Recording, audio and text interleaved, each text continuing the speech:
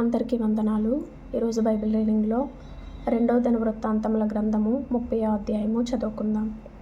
మరియు హిజ్కియా ఇశ్రాయేలీయుల దేవుడైన యెహోవాకు పస్కా పండుగ ఆచరించుటకై యెరూషలేములోనున్న యెహోవా మందిరమునకు రావలసినదని ఇశ్రాయేలు వారికందరికిని యూదా వారికందరికిని వర్తమానములను ఎఫ్రాయిమీయులకును మనష్షే వారికిని పత్రికలను పంపెను. సేవకు చాలినంత మంది యాజకులు తమను తాము ప్రతిష్ఠించుకొనకుండుట చేతను జనులు యెరూషలేములో కూడుకొనకుండుట చేతను మొదటి నెలయందు పస్కా పండుగ జరుగకపోగా రాజును అతని అధిపతులను యెరూషలేములోనున్న సమాజపు వారందరూ దానిని 2వ నెలలో ఆచరింపవలెనని యోచన చేసిరి. ఈ సంగతి రాజునకు సమాజపు వారికి అందరికీ అనుకూలమాయెను.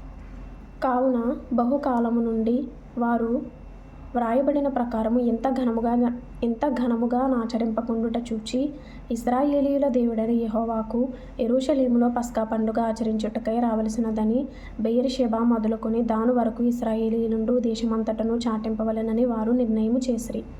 కావున అంచెవాండ్రు రాజునొద్దను అతని అధిపతుల యొద్దను తాకీదులు తీసుకొని యూదా ఇశ్రాయేలు దేశములందంతటా సంచరించి రాజాజ్ఞను ఇలాగు ప్రచురము చేసిరి. ఇశ్రాయేలు వారలారా, అబ్రహాము ఇస్సాకు ఇశ్రాయేలుల దేవుడైన యెహోవా వైపు తిరుగుడి. మీరు తిరిగిన ఎడల మీలో అష్షూరు రాజుల చేతిలో నుండి తప్పించుకొని శేషించిన వారి వైపు ఆయన తిరుగును. తమ పితరుల దేవుడైన యెహోవా ఎడల ద్రోహముగా ప్రవర్తించిన మీ పితరుల వలెను మీ సహోదరుల వలెను మీరు ప్రవర్తింపకుడి. వారి ప్రవర్తన ఎట్టిదో మీకు అగపరచవలెనని ఆయన వారిని వినాశనమునకు అప్పగించెను.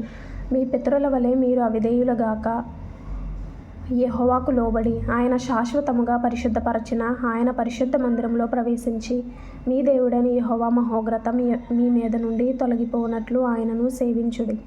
మీరు యెహోవా వైపు తిరిగిన ఎడల మీ సహోదరుల ఎడలను మీ పిల్లల ఎడలను చెర తీసుకొని పోయిన వారికి కనికరము పుట్టును. వారు ఈ దేశమునకు తిరిగి వచ్చెదరు. మీ దేవుడైన యెహోవా కరుణా కటాక్షములు గలవాడు గనుక మీరు ఆయన వైపు తిరిగిన ఎడల ఆయన మీ యందు ప్రసన్నుడగును. అంచెవాండ్రు జెబూలూను దేశము వరకును ఎఫ్రాయిము మనష్షేల దేశములలోనున్న ప్రతి పట్టణమునకును పోయిరు గాని అచ్చటి వారు ఎగతాళి చేసి వారిని అపహసించిరి. అయినను ఆషేరు మనష్షే జెబూలూను దేశముల వారిలో నుండి కొందరు కృంగిన మనస్సుతో యెరూషలేమునకు వచ్చిరి.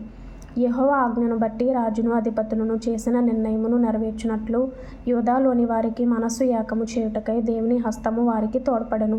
కావున 2వ నెలయందు పులియని రొట్టెల పండుగ ఆచరించుటకై అతి విస్తారమైన సమాజముగా బహుజనులు యెరూషలేములో కూడిరి. వారు దాని చేపట్టి యెరూషలేములోనున్న బలిపీఠములను ధూప పీఠములను తీసివేసి కిద్రోను వాగులో వాటిని పారవేసిరి.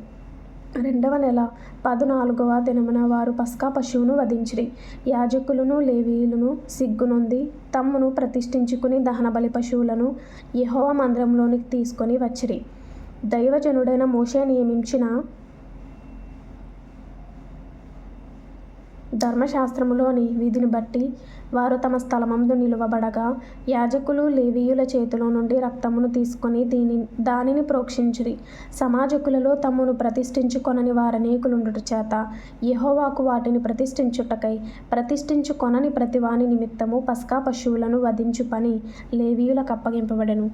ఎఫ్రాయిము మనష్షే ఇశ్శాఖారు జెబూలూను దేశముల నుండి వచ్చిన జనులలో చాలామంది తమ్మును తాము ప్రతిష్ఠించుకొనకయే విధి విరుద్ధముగా పస్కాను భుజింపగా హిజ్కియా పరిశుద్ధ స్థలము యొక్క శుద్ధీకరణము చొప్పున తన్ను పవిత్రపరచుకొనకయే తన పితరుల దేవుడైన యెహోవాను ఆశ్రయింప మనస్సు నిలుపుకొనిన ప్రతి వాని నిమిత్తము దయగల యెహోవా ప్రాయశ్చిత్తము చేయునుగాక అని ప్రార్థింపగా యెహోవా హిజ్కియా చేసిన ప్రార్థన అంగీకరించి జనులను స్వస్థపరిచెను.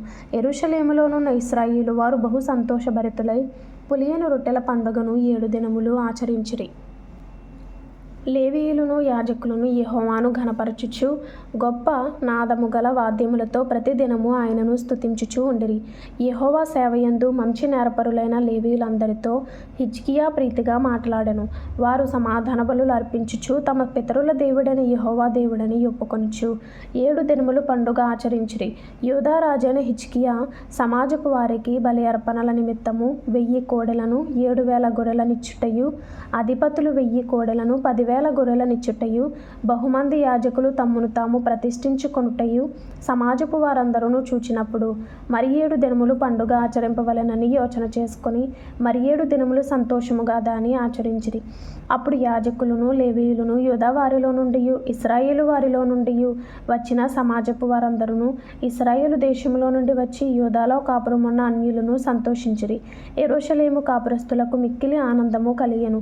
ఇశ్రాయేలు రాజును దావీదు కుమారుడునైన సొలొమోను కాలమునకు తరువాత ఈలాగున జరిగి ఉండలేదు. అప్పుడు లేవీయులైన యాజకులు లేచి జనులను దీవింపగా వారి మాటలు వినబడెను. వారి ప్రార్థన ఆకాశముననున్న పరిశుద్ధ నివాసమునకు చేరెను. 2వ దినవృత్తాంతముల గ్రంథము 31వ అధ్యాయము చదువుకుందాం.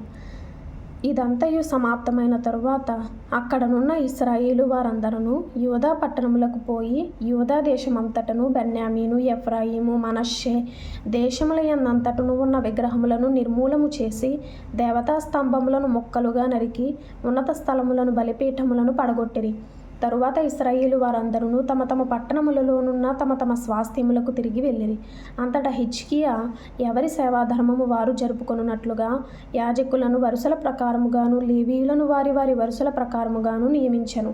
దహన బలులను, సమాధాన బలులను అర్పించుటకును, సేవను జరిగించుటకును, కృతజ్ఞతాస్తుతులు చెల్లించుటకును, యెహోవా పాలెపు ద్వారముల యొద్ద స్తుతులు చేయుటకును యాజకులను, లేవీయులను నియమించెను. మరియు యెహోవా ధర్మశాస్త్రమునందు వ్రాయబడియున్న విధిని బట్టి జరుగు ఉదయాస్తమయముల దహన బలులను, విశ్రాంతి దినములకును, అమావాస్యలకును, నియామక కాలములకును ఏర్పడియున్న దహన బలులను అర్పించుటకై తనకు కలిగిన ఆస్తిలో నుండి రాజు ఒక భాగమును ఏర్పాటు చేశాను. మరియు యెహోవా ధర్మశాస్త్రమును బట్టి యాజకులను, లేవీయులను ధైర్యము వహించి తమ పని జరుపుకొనున్నట్లు ఎవరి భాగములను వారికి ఇయ్యవలసినదని యెరూషలేములో కాపురమున్న జనులకు అతడు ఆజ్ఞాపించెను. ఆ యాజ్ఞ వెల్లడి అగుట తోడనే ఇశ్రాయేలీయులు ప్రథమ ఫలములైన ధాన్య ద్రాక్షారసములను, నూనెను, తేనెను, సస్య ఫలములను విస్తారముగా తీసుకొని వచ్చిరి. సమస్తమైన వాటిలో నుండి 10వ వంతులను విస్తారముగా తీసుకొని వచ్చిరి. యూదా పట్టణములలో కాపురమున్న ఇశ్రాయేలు వారును, యూదా వారును ఎద్దులలోను, గొర్రెలలోను 10వ వంతును, తమ దేవుడైన యెహోవాకు ప్రతిష్ఠితములైన వస్తువులలో 10వ వంతును తీసుకొని వచ్చి కుప్పలుగా కూర్చిరి. వారు 3వ మాసమందు కుప్పలు వేయనారంభించి 7వ మాసమందు ముగించిరి. హిజ్కియాయును అధిపతులను వచ్చి ఆ కుప్పలను చూచి యెహోవాను స్తుతించి ఆయన జనులైన ఇశ్రాయేలీయులను దీవించిరి. హిజ్కియా ఆ కుప్పలను గూర్చి యాజకులను, లేవీయులను ఆలోచన అడిగినందుకు సాదోకు సంతతివాడును ప్రధాన యాజకుడునగు అజర్యా యెహోవా మందిరంలోనికి జనులు కానుకలను తెచ్చుట మొదలుపెట్టినప్పటి నుండి మేము సమృద్ధిగా భోజనము చేసినను చాలా మిగులుచున్నది. యెహోవా తన జనులను ఆశీర్వదించినందున ఇంత గొప్ప రాశి మిగిలినదని రాజుతోననగా హిజ్కియా యెహోవా మందిరములో కొట్లను సిద్ధపరచవలసినదని ఆజ్ఞ ఇచ్చెను.